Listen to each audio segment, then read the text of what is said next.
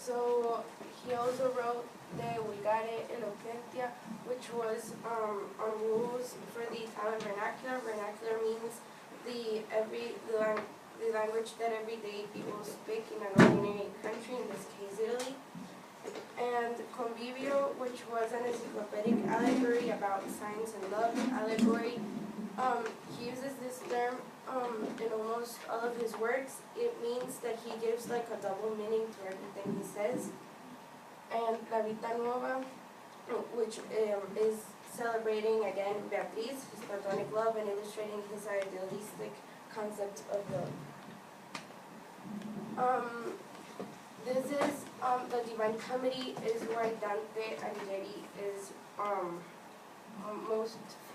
famous.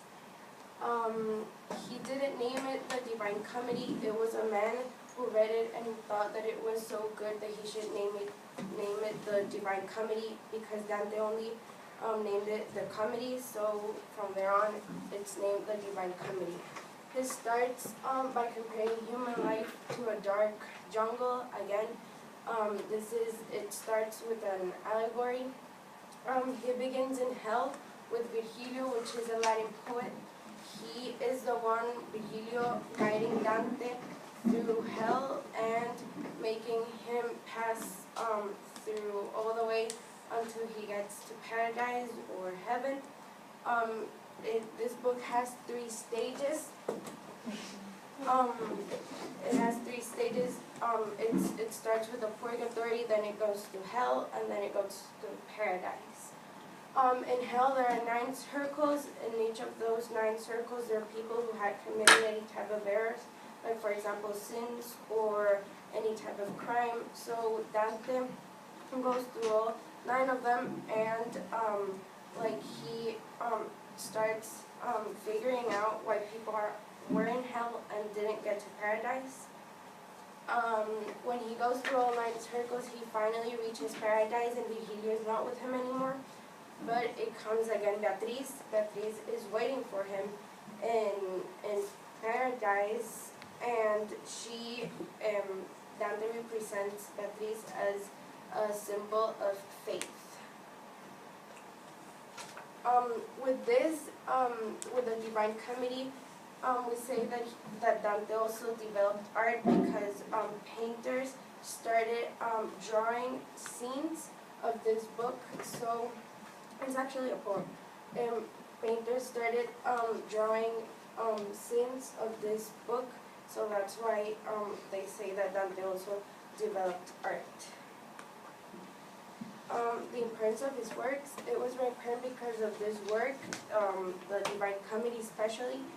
He achieved the development of the Italian language, and that was very important to him because he was from Italy, so that meant a lot. Because of his work, some authors considered Dante as the father of the Italian poetry, and he, with all his works, and especially this last one that he finished before he died, he influenced the literature of the Renaissance. He tied up with the Renaissance. He is very important because he had a big interest with the human being and had a humanistic spirit typical of that time. And as I said before, the Renaissance, the highlight of the Renaissance was humanism, and Dante gave a lot of importance to humanism, so that's why it's very important. His way of thinking was from the Renaissance time also, so he thought the humans were actually very important.